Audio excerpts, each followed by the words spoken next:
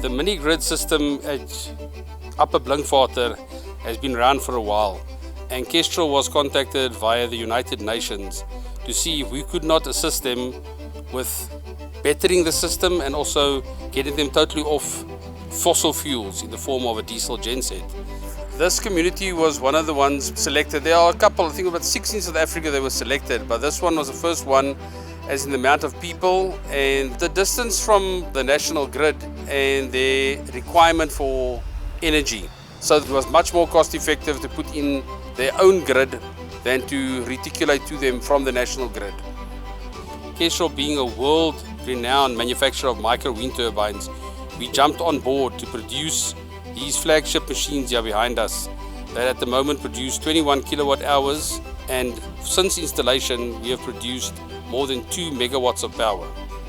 At the moment, our national energy producer is actually using this as a model to rolling out at other smaller areas similar to this that have got no access to national grid. And when this opportunity came along to show what we have got and what we have developed in the form of our flagship 3.5 kilowatt wind turbine, we jumped on the bandwagon. We want to show the world what a South African company can produce or has produced and the ability of our machines.